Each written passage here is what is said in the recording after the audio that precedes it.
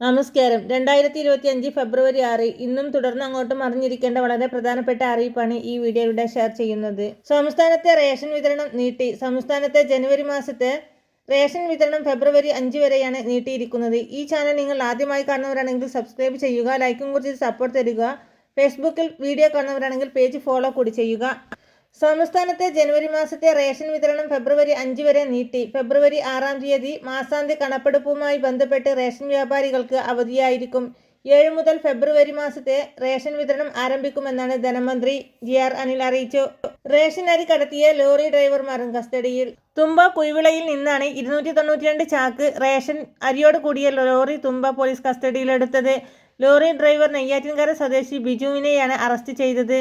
കഴിഞ്ഞ ദിവസം രാത്രി റേഷൻ അരി കടത്തുന്നുവെന്ന് പോലീസിന് കിട്ടിയ രഹസ്യ വിവരത്തിന്റെ അടിസ്ഥാനത്തിലാണ് നടത്തിയ പരിശോധനയിലാണ് കുഴിവിള MGM സ്കൂളിന് സമീപത്ത് നിന്ന് ലോറി കസ്റ്റഡിയിലെടുത്തത്. സപ്ലൈകോ ഉദ്യോഗസ്ഥർ നടത്തിയ പരിശോധനയിൽ 292 ചാക്കും റേഷൻ അരിയാണെന്ന് കണ്ടെത്തി.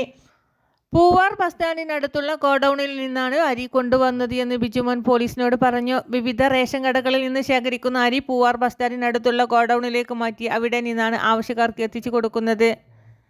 കാലടിയിലെ സ്വകാര്യ വ്യക്തിയുടെ ഗോഡൌണിലേക്ക് കൊണ്ടുപോകും വഴിയാണ് പിടിയിലായത്. പിടിച്ചെടുത്ത അരി മനംകുളത്തെ സപ്ലൈകോ ഗോഡൌണിലേക്ക് മാറ്റി കസ്റ്റഡിയിലെടുത്ത ലോറി ജില്ലാ കളക്ടർക്ക് കൈമാറുമെന്ന് തുമ്പ പോലീസ് പറഞ്ഞു. തലസ്ഥാനത്തിടനീളം ഇത്തരത്തിൽ റേഷൻ അരി മറിച്ചു വിൽക്കുന്ന സംഘടനകൾ പ്രവർത്തിക്കുന്നുണ്ട്. കോടതിയിൽ ഹാജരാക്കിയ ഡ്രൈവറെ ജാമ്യത്തിൽ വിട്ടു. കൂടുതൽ വാർത്തകൾക്കും വിശേഷങ്ങൾക്കുമായി നമ്മുടെ ചാനൽ സബ്സ്ക്രൈബ് ചെയ്യാൻ മറക്കല്ലേ.